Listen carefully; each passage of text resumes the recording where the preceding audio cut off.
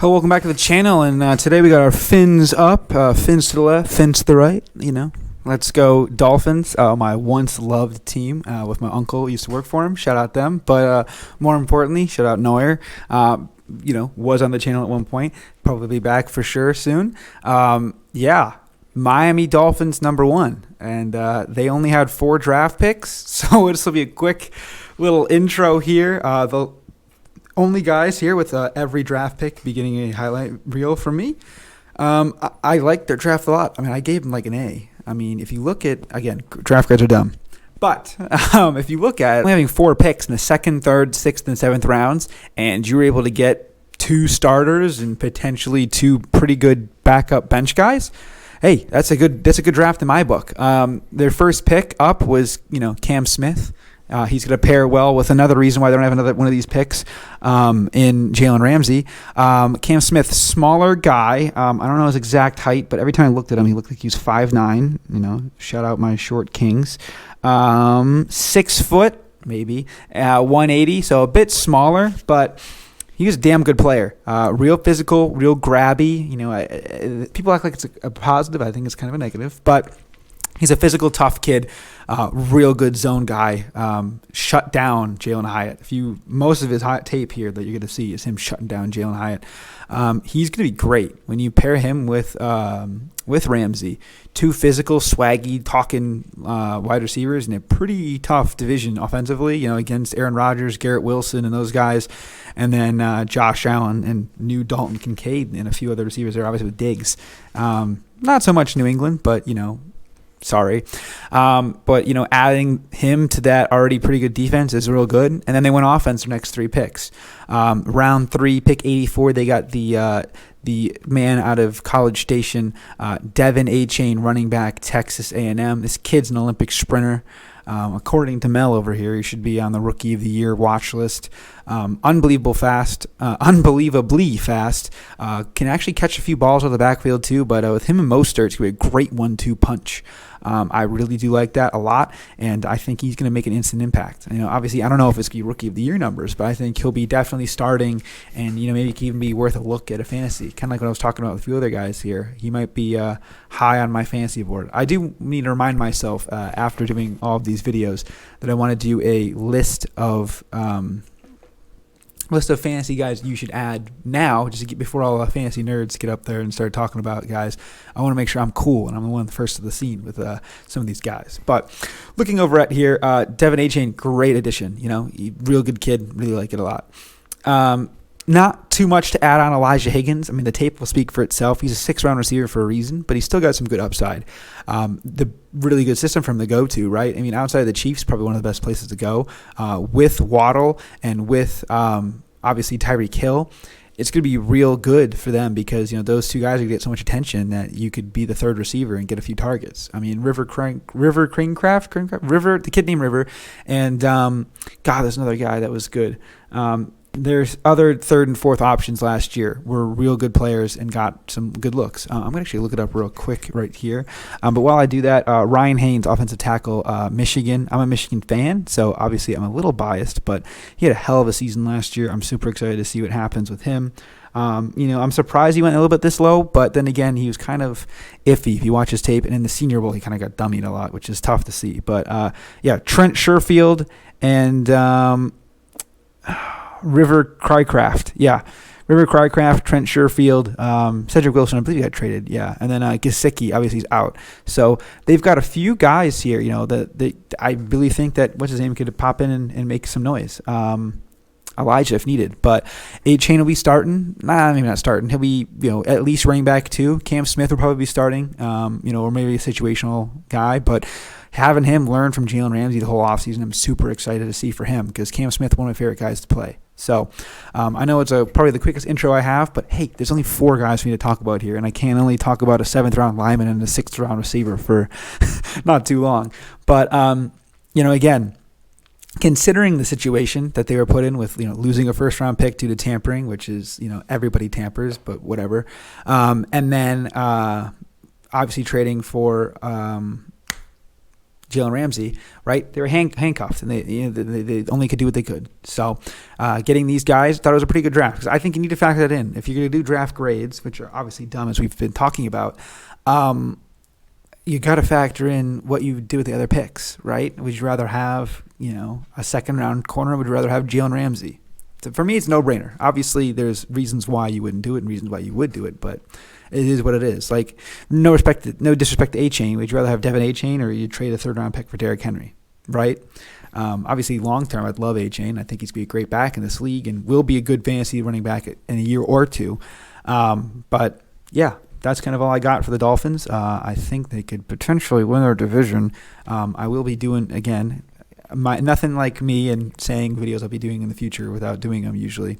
I'll be doing a best odds, best picks edition 1, and then hopefully 2-1 right away after this, and then going forward. But hey, there's a lot of things going on, and I think that they could really make a lot of noise, make the playoffs, and maybe even win the AFC East.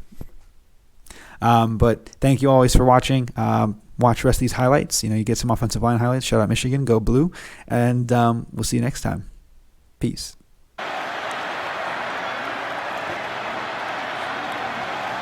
Williams, and it's intercepted! Cam Smith read it so well. Cam Smith was all over that play. You saw Cam Smith, he watched the quarterback's eyes, and he stepped right in front of the receiver. Hooker flips it, snaps it out of the backfield, and he is chopped down immediately by Cam Smith. 4th down now. Well, he looked over the sideline, and he thought he had man-to-man coverage. Flips it, snaps it out of the backfield, and he is chopped down immediately by Cam Smith. 4th down now. Well, he looked over the sideline, and he thought he had man-to-man coverage, but he didn't. Cam Smith came off of man, so pre-snap look, they show Josh Heupel from the sideline, hey, we're in man-to-man. Bazelak goes under center. You're going to play fake it, come back near side. Pass is caught and stopped there. He's had a heck of a start with 51 yards rushing. Uiagalelei throwing the deep ball, one-on-one down there, and it's picked off. That's Cam Smith. That's an interception for Smith in 3 of his last 4 games.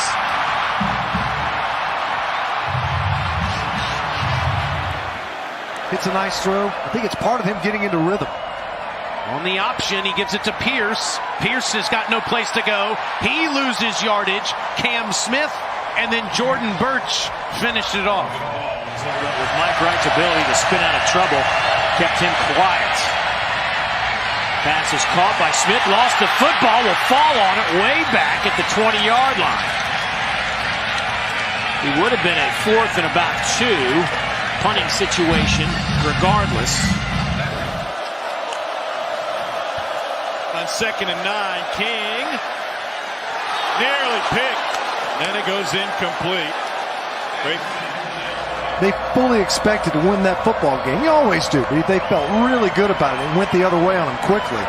Emory Jones throws, and Cam Smith picks it off.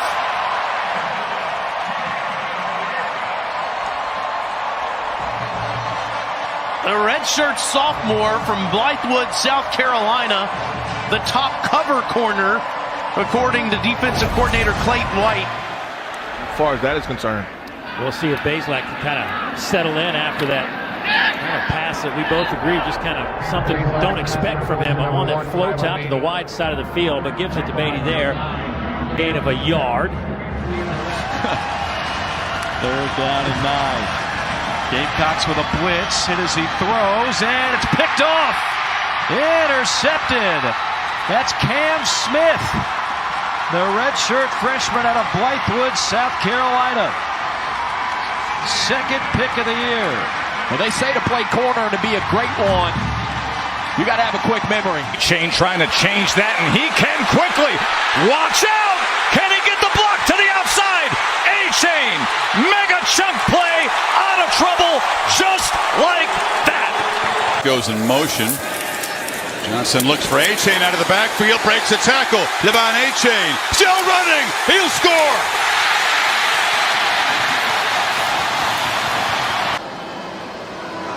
Now A-Chain has a big hole. They won't catch him. Touchdown, A-Chain. It's A-Chain, and he's got a first down and a touchdown. Texas A&M fights its way back with a 15-yard run from A-Chain. Stifle. Keep it on the ground here. A-Chain into the end zone. Aggies take the lead. Their first lead of the game. Been beautiful thing to start. A-Chain makes a man miss and then darts into the end zone. Devon A-Chain and the Aggies touchdown for that South Carolina program. That we can communicate better. Here's A-Chain, and he finds a huge hole. A first down and plenty more for Texas A&M. The running game going. Rush brought him down after gaining 20. Well, does it there. A-Chain gets around the edge, hits the speed. He's different. 3rd down and 3. A-Chain trying to get to the outside, and he does. And he spins free of Baskerville. Oh, what a night for A-Chain. First down, Aggie. Not need in this hostile environment. A-Chain on a delay, breaks free. Devon A-Chain with a stiff arm spins down. Did they grab the face mask at the end? He's out inside. Running yards. And now the Aggies want more. And here he goes for it and gets it. A-Chain. Stiff arm, and again, and a cutback inside the 10, and kept his footing inside the 5. Oh, a little bit of everything. With about a minute left against South Carolina, then got the onside kick. A-Chain out of the backfield, and he is in. Touchdown, Texas A&M. 3rd and goal. On formation, they hand it off to A-Chain again. He's trying to get to the end zone, and he gets in there.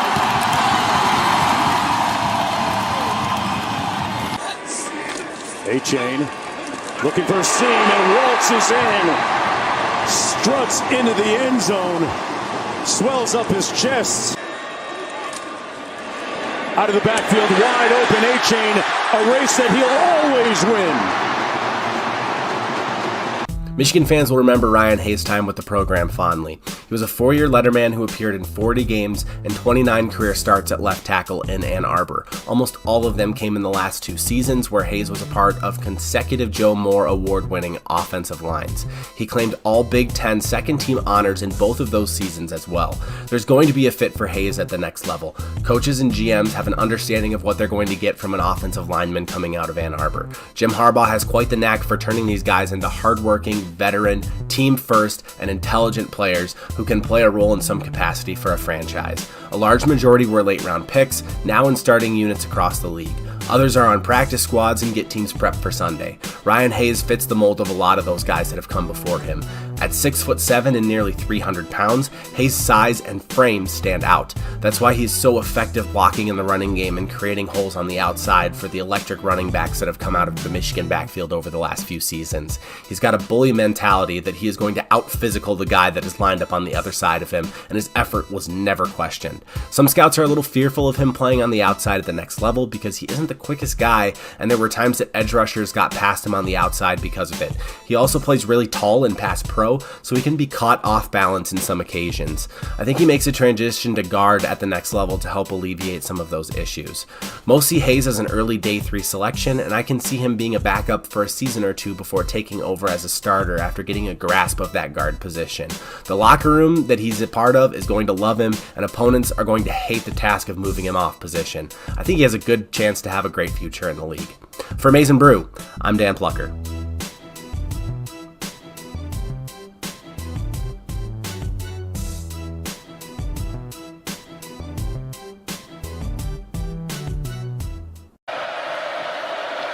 Third down and 10. McKee caught. It's Higgins. McKee seam right down the seam, and another first down, and they go to Elijah Higgins. Boy, two backs stay in the block, and there's the completion to Elijah Higgins. Thrown of the year. Stanford starts in Oregon territory. McKee rifles one in there, and it's complete inside the 20-yard line. McKee lets it fly. It's caught. Nice. It is touchdown, and it's Elijah Higgins. Line and your play caller on the field, your center. Play fake. McKee throws, and it's caught along the far. Take advantage of it. Play action. McKee, the California kid, has a wide open man across the 30. The players.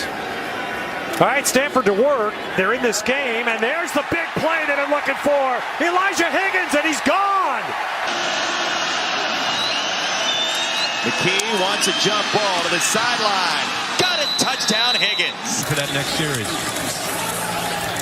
McKee pulls it, completes it to Elijah Higgins. But not that one. All right, Stanford goes to the other side. This one is caught for a touchdown.